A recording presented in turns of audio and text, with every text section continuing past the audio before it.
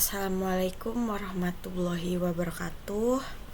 Perkenalkan, saya Dini Isdayanti dengan NIM 225019111131 dari kelas D.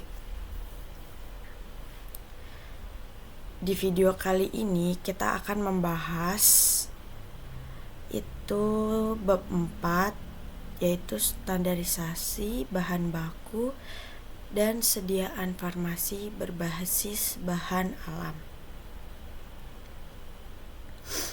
Tahu gak sih, biar suatu produk herbal bisa aman, berkhasiat, dan punya mutu yang konsisten, semuanya harus melewati proses standarisasi dari bahan baku, proses pembuatan, sampai produk jadinya. Sekarang kita akan membahas tentang tugas sebelum praktikum dari modul 4 ini.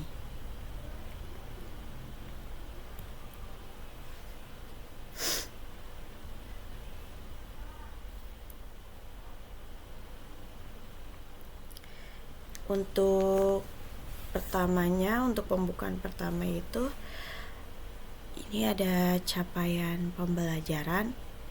Setelah mengikuti praktikum ini, mahasiswa diharapkan yang pertama mampu melakukan pengumpulan data dan informasi terkait standarisasi bahan baku dan sediaan farmasi berbasis bahan alam secara kimia.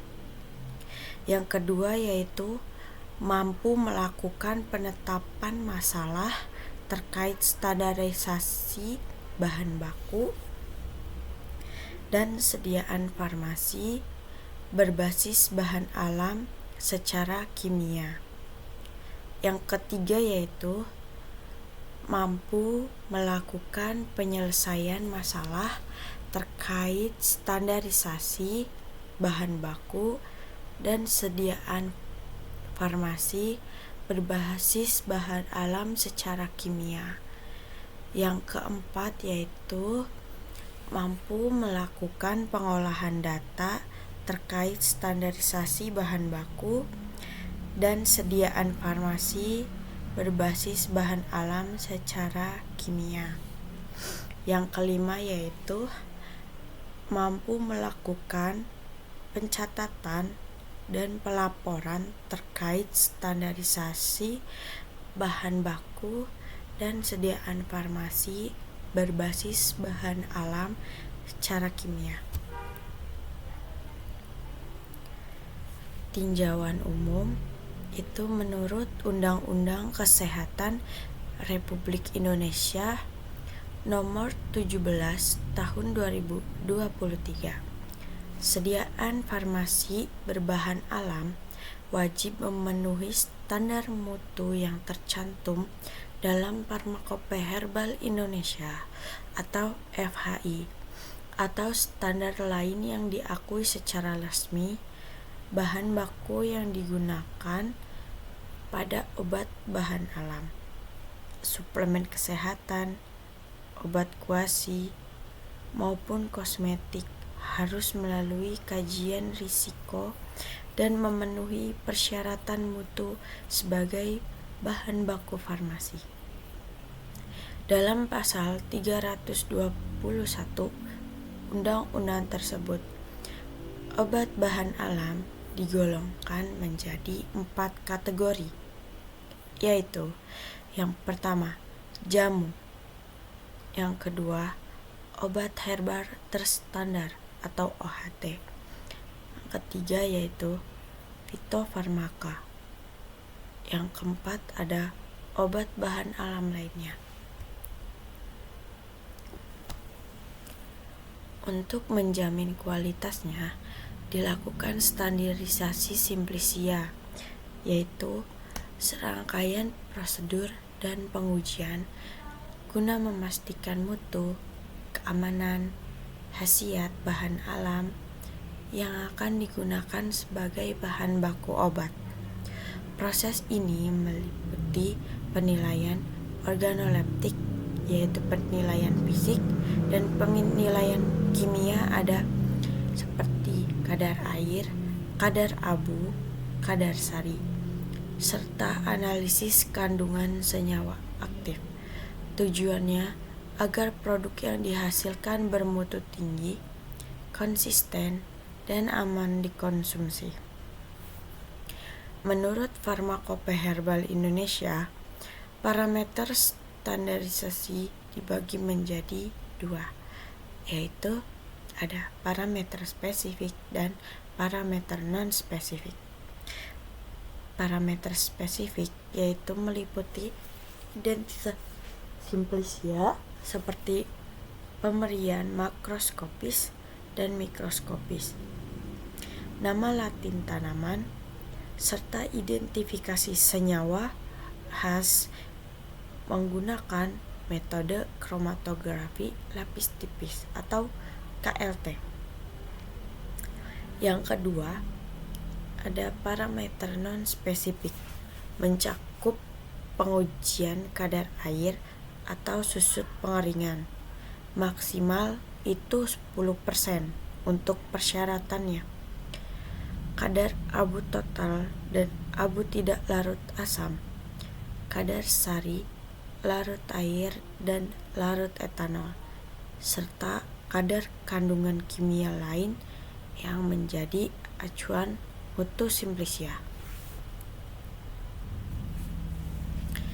Secara keseluruhan, bab ini memastikan bahwa setiap produk herbal yang diproduksi tidak hanya berkhasiat, tetapi juga aman dan konsisten dari batch 1 dan ke batch berikutnya, sehingga konsumen terlindungi.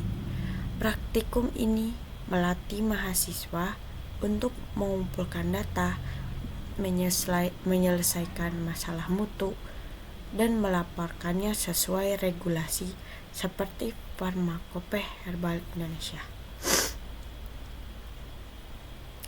Untuk pertanyaan pertama, itu ada sebutkan parameter mutu bahan baku, simplisia dan ekstrak, dan sediaan obat bahan alam yang umum dipersyaratkan oleh Farmakope Herbal Indonesia. Yang pertama yaitu ada parameter mutu ekstrak kental atau serbuk ekstrak.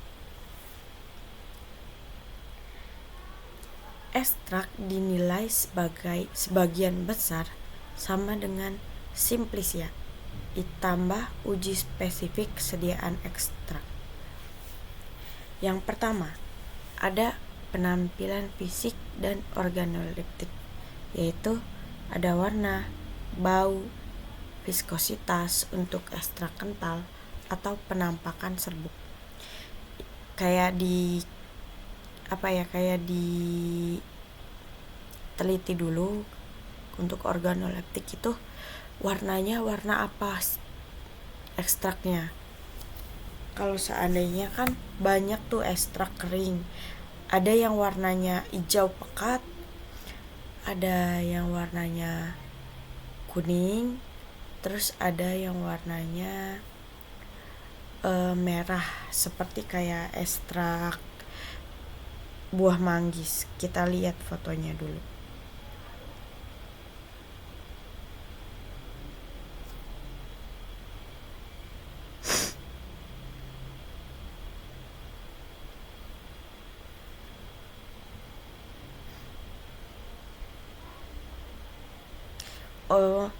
Untuk ekstrak buah manggis tuh warnanya kayak agak kecoklat-coklatan. Aku kasih contohnya aja seperti ini.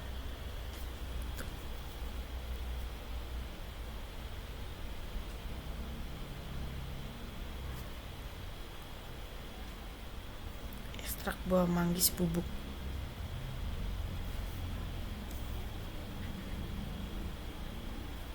Seperti ini contohnya. Ini kan nanti dirasa juga kayak baunya tuh kayak gimana. Terus warnanya kan ini coklat agak kemerah-merahan, tapi itu diuji, diteliti juga. Lalu di sini ada rendemen atau persen ekstrak. Itu perbandingan berat ekstrak terhadap bahan awal. Ini untuk efisiensi ekstraksi. Ketiga, ada kadar air atau susu pengeringan. Penting untuk stabilitas ekstrak. Karena kalau seandainya ekstrak itu masih mengandung air, itu kan nanti lembab dan bisa menyebabkan kayak apa ya, pertumbuhan mikroba, terus jamur, terus nanti bau gitu. Terus di sini ada kadar abu dan abu tak larut asam, itu sebagai indikator bahan anorganik dalam ekstrak. Yang kelima ada nilai sari atau extractive value. Kadang dilaporkan untuk menunjukkan profil ekstraksi. Yang keenam itu ada identitas. Ini ada KLT, HPTLC atau HPLC. Terus di sini ada spektrofotometri. Ini untuk pembuktian keberadaan profil kimia dan pembandingan dengan standar. Ini KLT sering banget dilakuin biasanya buat screening fitokimia. Itu pakainya kayak silika gel tipis gitu. Terus nanti silika gelnya itu dibatasin, kalau nggak salah batas atas itu 0,5, terus yang batas bawah itu 1 cm.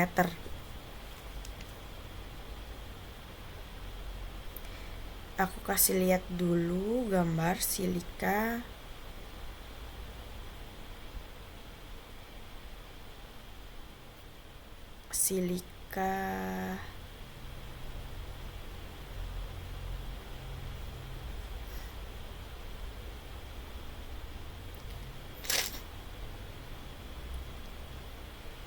Ini ada nih silikanya kayak gini. Sebentar aku kasih tahu dulu ya. Nih, kalau KLT silikanya yang bentuknya kayak gini. Itu kan nanti kan ada fase geraknya. Nah, fase geraknya tuh pakai pelarut yang ini kayak apa ya, saling bertolak belakang gitu kalau nggak salah. Pokoknya pakai dua pelarut. Terus nanti masing-masing pelarutnya tuh dihitung lagi gitu.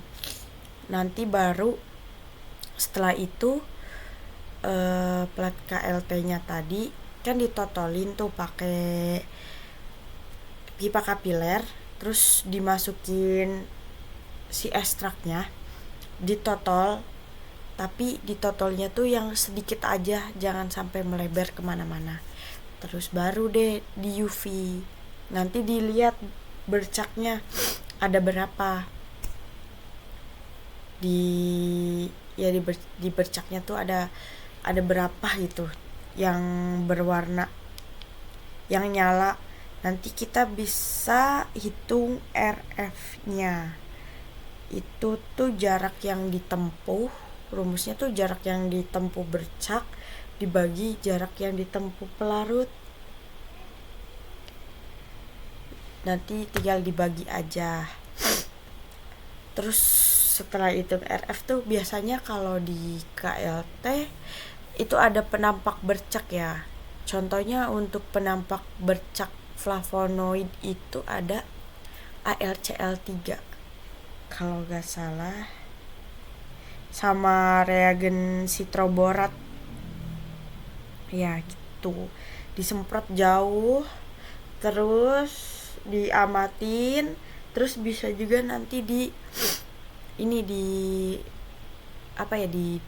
sedikit nggak dibakar sih tapi dipanasin, nanti kita bisa lihat tuh bercaknya gitu. Terus yang ke-7 itu ada kadar senyawa penanda. Itu penetapan kuantitatif terhadap marker untuk standarisasi batch. Terus yang ke-8 itu ada sisa pelarut, residue of solvent, jika pelarut organik digunakan. Terus yang 9 itu ada mikrobiologi dan logam berat, sama seperti simplicia dan ekstrak ya. Jadi nanti di mikrobiologi juga kan ada uji ALT, angka lempeng total, terus APM, angka paling mungkin, terus ada uji pirogen, lalu ada uji apalagi, sterilitas. Jadi kalau sterilitas itu biasanya digunain buat injeksi, karena kan kalau injeksi harus steril.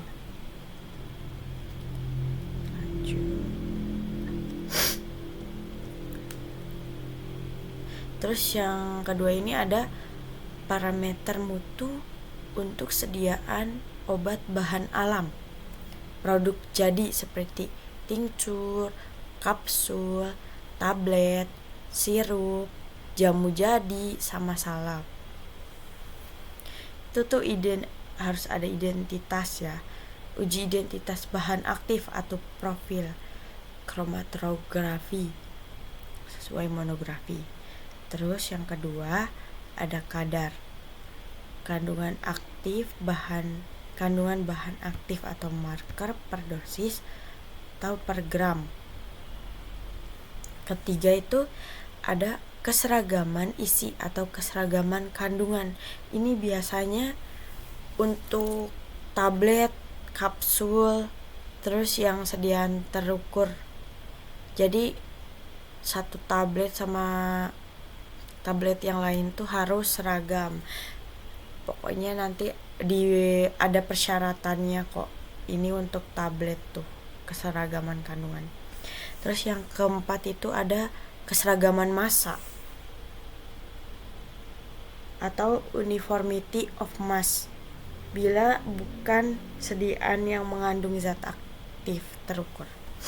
Yang kelima ada kehilangan pengeringan, tadi susut pengeringan atau kadar air. Ini kan mempengaruhi stabilitas kesediaan.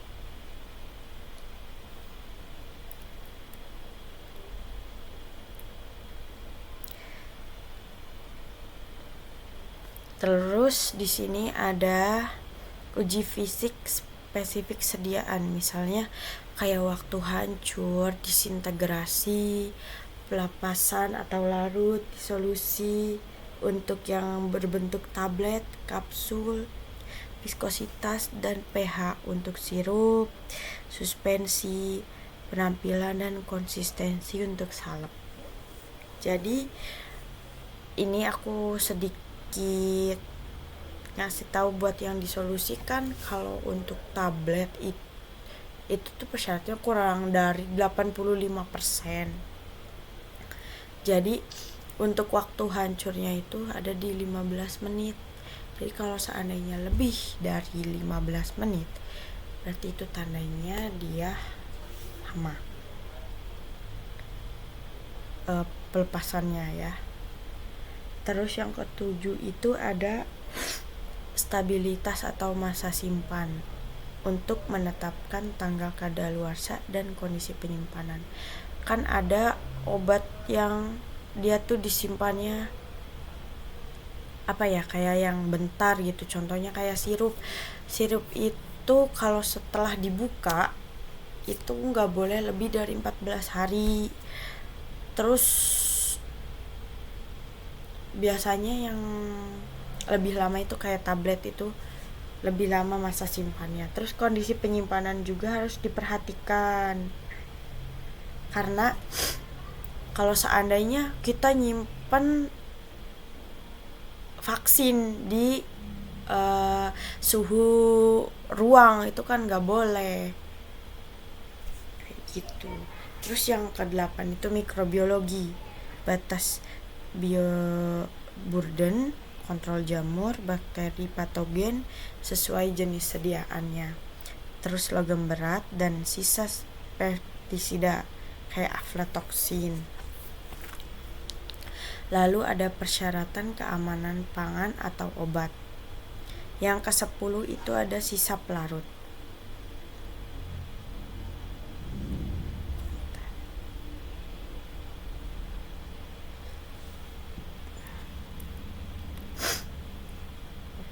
Pertanyaan kedua yaitu sebutkan metode analisis kimia dan fisikokimia yang umum digunakan di Farmakope Herbal Indonesia atau FHI.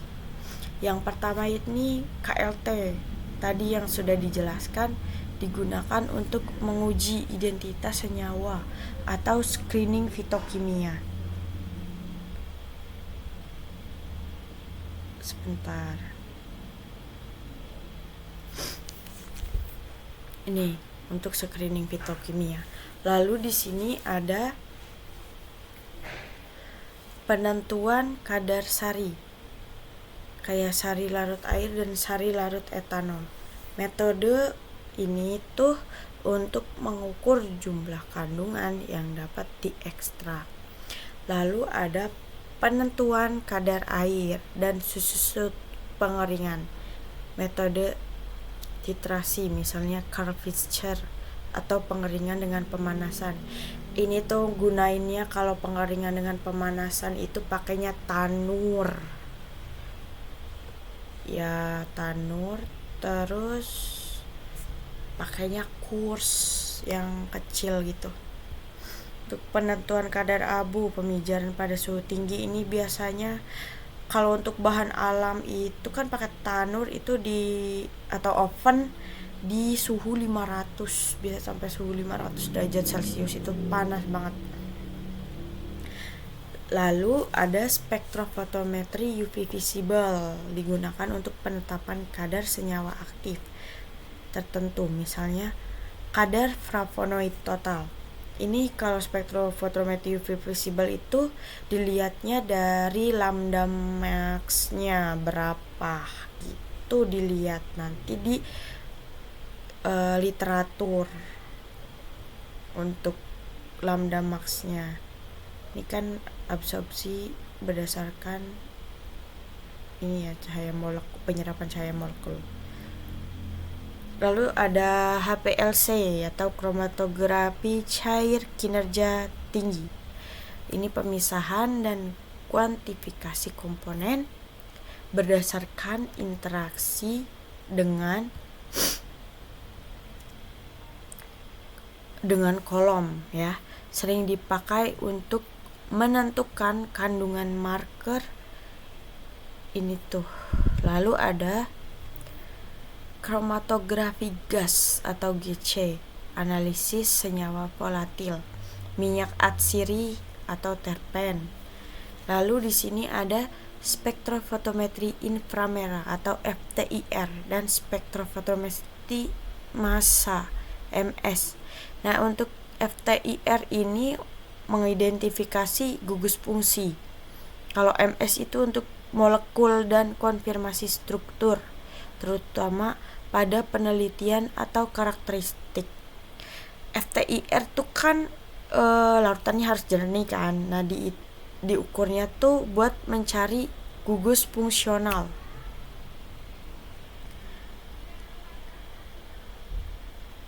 Nah, itu tuh contohnya kayak kan nanti kan ada grafik tuh, ada ininya kayak rentangnya gitu, contohnya ya. Yang OH, contohnya OH itu kan ada pada rentang 3200 sampai 3600 kayak gitu. Nanti dilihat pokoknya ada pedomannya, itu semuanya lengkap, rentangnya kayak senyawa golongan amida, terus golongan karboksilat, kayak gitu tuh nanti ada rentangnya.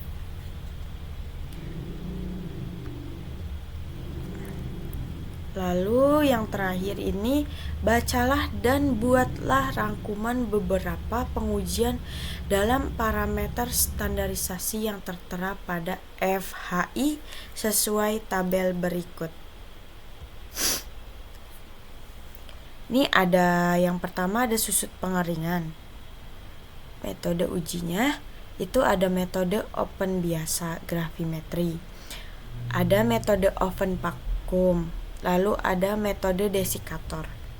Untuk prinsip pengujiannya itu menentukan jumlah zat yang hilang, terutama air dan zat volatif, dari suatu bahan ketika dipanaskan pada suhu tertentu hingga beratnya konstan.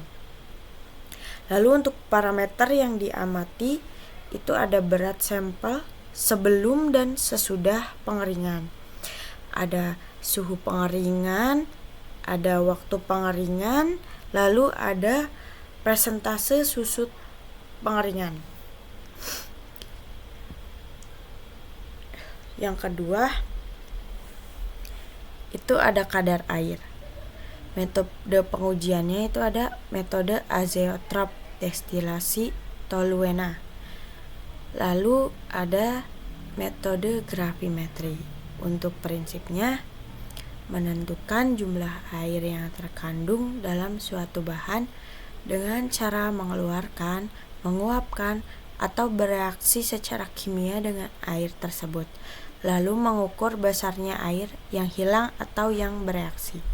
Ini parameter yang diamatinya itu berat sampel sebelum dan sesudah pengeringan, lalu ada suhu pengeringan, ada waktu pengeringan, ada presentasi kadar air.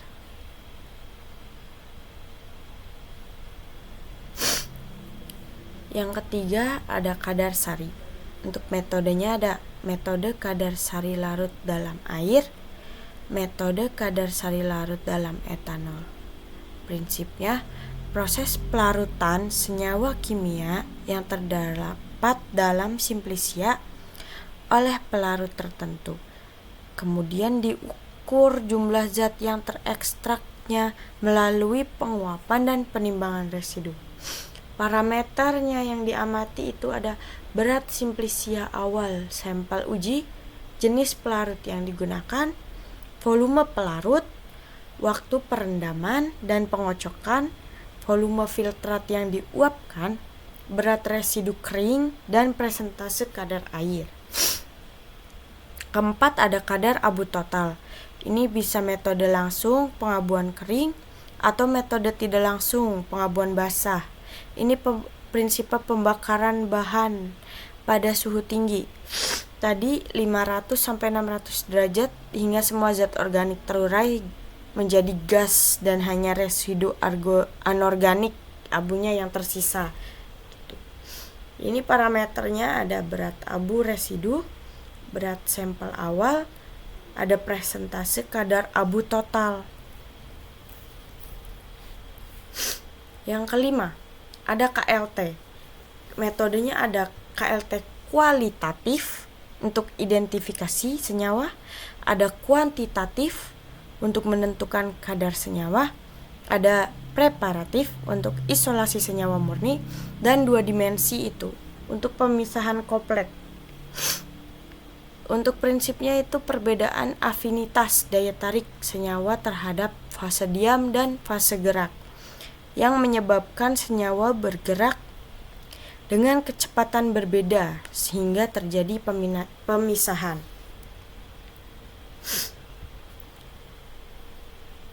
Ini untuk parameternya ada nilai RF, jumlah dan pola noda, warna dan intensitas noda, jarak migrasi pelarut, lalu bentuk noda.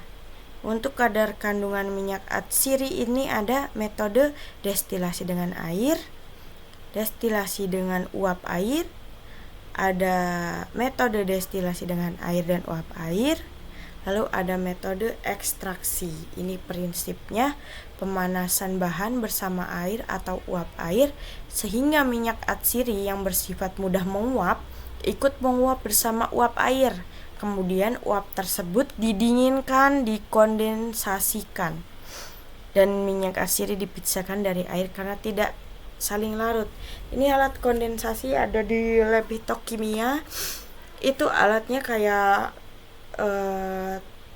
toples kaca besar, dan di bawahnya tuh kayak ada silika gel yang biasa di sepatu yang kecil-kecil itu kan gunanya untuk menyerap air.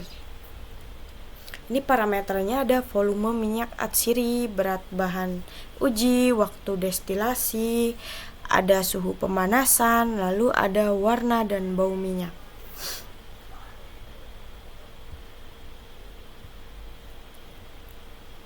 Yang terakhir ini ada kadar flavonoid total.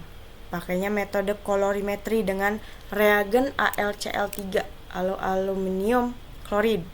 Prinsipnya terbentuk kompleks berwarna antara senyawa flavonoid dengan ion logam dari reagen aluminium klorid AlCl3. Untuk parameternya ini absorbansi larutan sampel, panjang gelombang maksimum, waktu inkubasi reaksi, konsentrasi standar larutan quercetin atau rutin, volume dan konsentrasi reagen, terus kadar flavonoid total, lalu ada warna larutan. Sudah selesai. Cukup sekian ya video TSP dari saya, penjelasannya. Mohon maaf jika ada kekurangan dan kesalahan. Terima kasih atas perhatiannya. Wassalamualaikum warahmatullahi wabarakatuh.